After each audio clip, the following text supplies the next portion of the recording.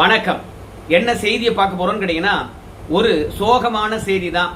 திருவள்ளூர் மாவட்டம் ஊத்துக்கோட்டை வட்டம் பெரியபாளையத்துக்கு அருகாமையில் இருக்குது கன்னிகை பேர் என்ற கிராமம். அந்த கிராமத்தில் கடல் உணவை பதப்படுத்தக்கூடிய ஒரு தொழிற்சாலை இருக்குது. அந்த தொழிற்சாலையில் இன்னைக்கும் வழக்கம் போல பணிகள் நடந்திருக்கிறது. ஞாயிற்றுக்கிழமை இல்லவா பல தொழிற்சாலைகள் விடுமுறை விடுவாங்க. குறிப்பா தொழிலாளர் சட்டம் மற்றும் கம்பெனிகள் சட்டம் என்று சொல்லிட்டு பல சட்டங்கள் இருக்குது. அந்த சட்டங்கள் என்ன சொல்லுதுன்னு கேட்டீங்கன்னா, உணவு மற்றும் மருந்து மற்றும் குடிநீர் மற்றும் பால் இவற்றுக்கெல்லாம் விருப்பப்பட்ட விடுமுறை விடலாம் அப்படின்னு ஒரு சட்டம் இருப்பதனால ஞாயிற்றுக்கிழமையும் இந்த மாதிரியான தொழிற்சாலைகள் இயங்கும்.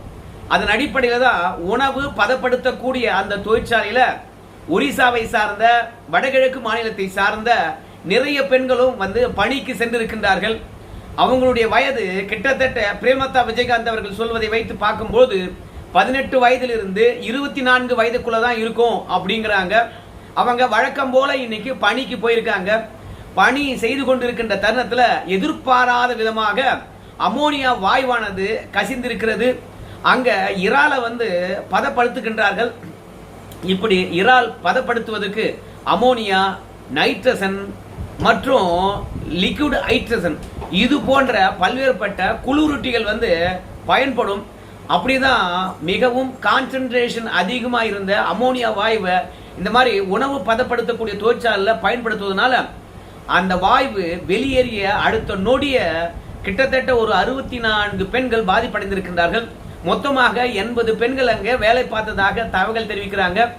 உடனடியாக அவங்களை மீட்டு அருகாமையில் இருந்த வேல்ஸ் மருத்துவமனைக்கும் வெங்கடேஸ்வரா மருத்துவமனைக்கும் கொண்டு சென்றிருக்கின்றார்கள். அங்கு அவங்களுக்கு முதல் உதவி சிகிச்சையானது அளிக்கப்பட்டிருக்கிறது. அவங்க கடுமையாக பாதிக்கப்பட்டிருக்கின்ற காரணத்தினால மேல் சிகிச்சைக்காக திருவள்ளூர், அதற்கு பிறகு ரெட் ஹில்ஸ், அதற்கு பிறகு ஸ்டான்லி மருத்துவமனை, அதற்கு பிறகு ராஜீவ்காந்தி மருத்துவமனை என்று சொல்லிட்டு கிட்டத்தட்ட 64 பேரை கொண்டு உயர் சிகிச்சை அளித்திருக்கின்றார்கள். இந்த 64 பேரும் உண்மையாகவே வென்டிலேட்டர் உதவியுடன் தான் சுவாசித்துக் கொண்டு இருக்கின்றார்கள். அமோனியா பொறுத்த வரைக்கும் எங்கெல்லாம் நம்முடைய உடல்ல நீர் இருக்கிறதோ அந்த பகுதியை ஒட்டுமொத்தமாக தாக்கிவிடும். குறிப்பா சொல்ல போனோம்னா நம்ம கண்கள்ல எப்போதும் நீர் இருக்கும்.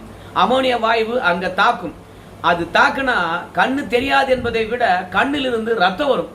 உடனடியாக மூக்கு, அங்கேயே ஈரப்பகுதி இருக்கு இல்லையா, அதை சுவாசித்த உடனே அங்கேயும் ரத்தம் வந்துடும். மூக்கு சிதைவடைந்து விடும். அப்புறம் வாய் சொல்லவே தேவையில்லை, அங்கதான் நிறைய ஈரப்பதங்கள் இருக்குது.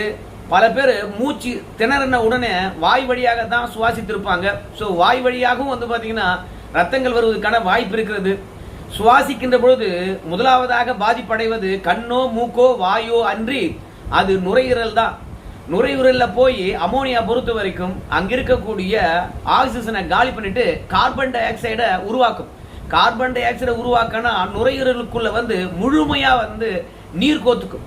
நீர் கோத்துக்கிற பிறகு என்ன ஆகும், அந்த நுரையீரல் பகுதியை பொறுத்த வரைக்கும் சுருங்கி விரியாது. சுருங்கி விரியெல்லாம் என்ன ஆகும், மூச்சு திணறல் ஏற்படும். உடனடியாக இறந்து போய் விடுவார்கள்.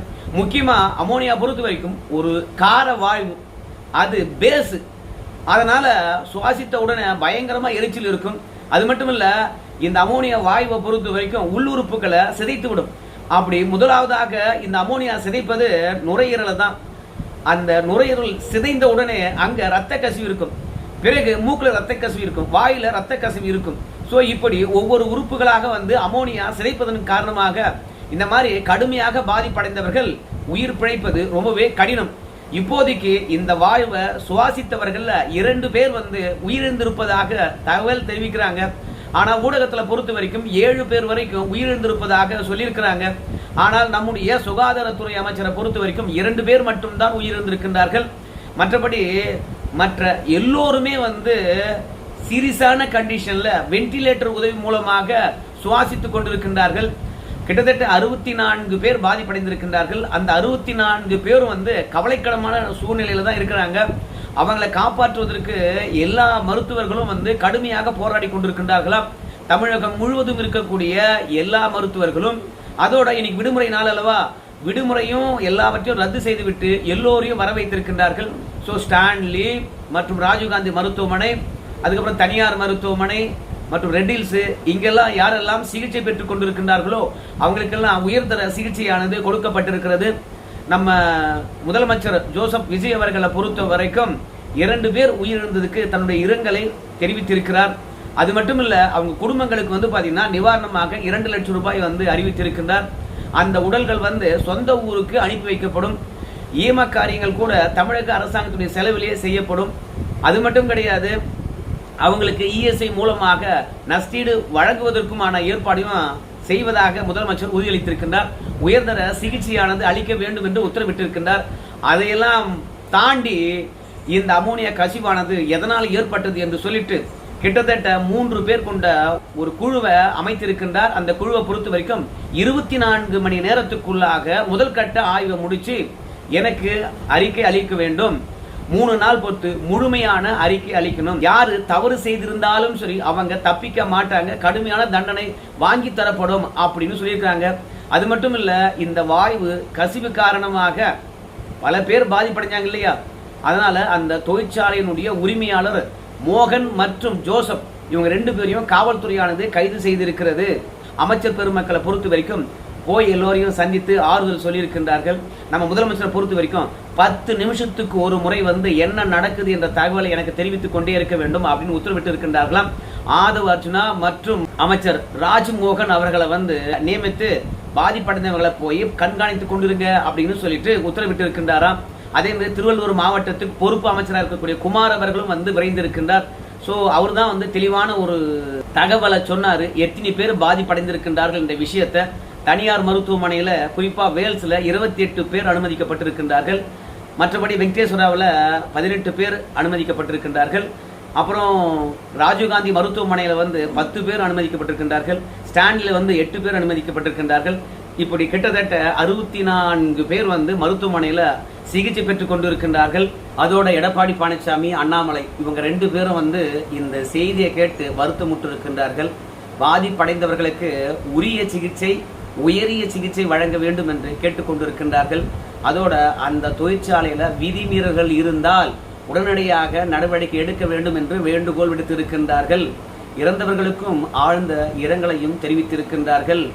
அதையெல்லாம் தாண்டி மு.க. ஸ்டாலின் அவர்கள் இந்த வீடியோ எடுக்கிற வரைக்கும் திருவள்ளூர்ல நடந்த அசம்பாவிதம் தொடர்பாக எந்த கருத்தும் தெரிவிக்கவில்லை. அதோடு போச்சுன்னா நம்முடைய உதயநிதி ஸ்டாலின் அவரும் இது தொடர்பாக இன்னும் எந்த விதமான கருத்தும் தெரிவிக்கவில்லை.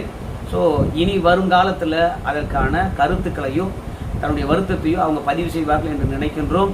நம்முடைய பிரேமலதா விஜயகாந்த் அவர்களை பொறுத்த வரைக்கும் என்ன சொல்றாங்கன்னு கேட்டீங்கன்னா, இதுல எந்த விதமான அரசியலும் செய்ய வேண்டாங்க.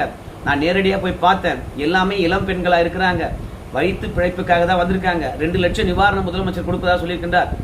அதை கொஞ்சம் ஏற்றி 5 லட்சமா கொடுக்கணும். மற்றபடி வேற என்ன வந்து உதவி செய்ய முடியுமோ அத்தனை உதவியும் அவங்களுக்கு தரணும். ஏன்னா அவங்களுக்கு ஆதார் கார்டு கூட இல்லை. ஆதார் கார்டு இருந்தாதானே அவங்க எங்கிருந்து வந்திருக்காங்க, அதோட யார் அழைச்சிட்டு வந்திருக்காங்க அப்படின்னு நமக்கு தெரியும். அதனால அவங்க குடும்பங்களை பொறுத்த வரைக்கும் ஒரிசா மற்றும் வடகிழக்கு மாநிலங்கள்ல எந்தெந்த இடத்துல இருக்குன்னு சொல்லிட்டு கண்டறிந்து சரியா கொண்டு போய் அவங்களோட உடலை சேர்க்கணும், அவங்களுக்கான நிவாரணங்களை கொடுக்கணும். அது மட்டும் இல்ல, மருத்துவர்களும் சரி செவிலியர்களும் சரி சரியா மருத்துவம் பார்த்துட்டு இருக்காங்க. மருத்துவர்களுடைய அர்ப்பணிப்புடன் செய்யக்கூடிய அந்த பணியை பார்க்கும்போது பாதிப்படைந்தவர்கள் உயிர் பிழைப்பார்கள் என்ற நம்பிக்கை இருக்கிறது. அவங்க இன்னொன்னு சொல்றாங்க, மூக்கு, வாய், கண்ணு இங்கெல்லாம் ரத்தம் அடைந்து கொண்டு இருக்கிறதா. இப்படி ரத்தம் அடைந்து கொண்டிருந்தால் நம்ம ஆரம்பத்திலேயே சொன்ன மாதிரி உடல் உள்ளுறுப்புகளும் ரத்த கசிவு இருக்கும். அதனால இவங்களை எல்லாம் வந்து பாத்தீங்கன்னா பிழைக்க வைக்க வேண்டும் என்றால் மருத்துவர்களால முடியாது. அதுக்கு என்ன பண்ணணும், இறைவனை வேண்டனாதான் முடியும் அப்படின்னு பிரேமலதா விஜயகாந்த் அவர்கள் சொன்னாங்க. ஆனால் நாமும் வந்து பாத்தீங்கன்னா இறைவனை வேண்டிக் கொள்வோம் என்பதுதான் என்னுடைய எண்ணங்க. அசம்பாவிதங்கள் நடைபெறாமல் இருப்பதற்கு ஆலை நிர்வாகம் என்ன முயற்சி எடுத்தது என்ற விஷயமா நமக்கு தெரியலைங்க. 2வது, இந்த அளவுக்கு கடுமையாக பாதிப்படைகின்ற வரைக்கும் அங்க முதலுதவி சிகிச்சை செய்வதற்கு அந்த தொழிற்சாலையில எதுவுமே இல்லையா? இப்படி உணவு பதப்படுத்தக்கூடிய தொழிற்சாலையில அடிக்கடி ஆய்வு நடத்த வேண்டும் என்ற எண்ணம் அதிகாரிகளுக்கு இல்லையா, இல்ல அமைச்சர்களுக்கு இல்லையா? ஆனா நம்முடைய தொழில்துறை அமைச்சராக இருக்கக்கூடிய கீர்த்தனா இது தொடர்பாக எந்த பதிலும் அளிக்கல. ஆனால் தொழிலாளர் நலத்துறை அமைச்சர் பர்வேஸ் யாரு தவறு செய்திருந்தாலும் சரி நாங்க சும்மா விட மாட்டோம் அப்படின்னு எச்சரிக்கை விடுத்திருக்கின்றார். உடனடியாக கிளம்பி அங்க போறேன் அப்படின்னு சொல்லியிருக்கின்றார். சோ பாதிப்படைந்தவங்களுக்கு உயர்தர சிகிச்சை சென்று கொண்டிருக்கிறது. இறைவன் அருளால் அவங்க பிழைப்பார்கள் என்று நான் நினைக்கிறேன். ஸோ வறுமைக்காக மாநிலம் விட்டு மானியம் வருகின்ற பொழுது அவங்கள காப்பாற்றுவது ஒவ்வொரு தொழிற்சாலை நிர்வாகத்தினுடைய கடமை. ஆனால் வர்றவங்க வந்து பார்த்தீங்கன்னா வேலை செய்யுங்க பார்த்துக்கலாம் அப்படின்னு சொல்லிவிட்டு அவங்களுக்கு குறைவான சம்பளத்தை கொடுத்து மாடு மாதிரி வேலை வாங்கின கதை தான். எந்த பாதுகாப்பு அம்சங்களும் இல்லாமல் உணவு பதப்படுத்துகின்ற தொழிற்சாலையில் பெண்களை அனுமதித்து தான் இவ்வளோ பெரிய பாதிப்புக்கு காரணமாக இருக்கிறது. தெரியும் அமோனியா வாயு எந்த மாதிரி பிரச்சனை ஏற்படுத்தும் என்று அவங்களுக்கு நல்லாவே தெரியும். அனுபவம் வாய்ந்த முதலாளிகளுக்கு கண்டிப்பா அதனுடைய எஃபெக்ட் தெரிஞ்சிருக்கும். அதனால பாதுகாப்பு உபகரணங்கள் என்ன செஞ்சிருந்தாங்க அப்படின்ற விஷயம் எல்லாம் ஆராய வேண்டும். முதலமைச்சர் கூட அதான் சொல்லியிருக்கிறாரு, இந்த மாதிரி தொழிற்சாலைகளை தொடர்ச்சியாக ஆய்வு நடத்த வேண்டும். இப்போ எதனால விபத்து நடந்தது, அது எதிர்பாராததா அல்லது திட்டமிட்டதா, எல்லா விவரத்தையும் எனக்கு 24 மணி நேரத்துக்குள்ள கொண்டு வந்து கொடுங்க அப்படின்னு சொல்லியிருக்கிறாங்க. சரி, பொறுத்து வந்து பார்க்கலாங்க. கொடூரமான நிகழ்வு நடந்திருக்கிறது. என்ன என்று நம்ம சொல்றதுங்க, ஆண்டவன் காப்பாற்றட்டும். ஏன்னா ஆதரவற்றவர்களுக்கு ஆண்டவன் தானே துணை. சரி நண்பர்களே, இந்த செய்தி தொடர்பாக உங்கள் கருத்து சொல்லுங்க. நன்றி.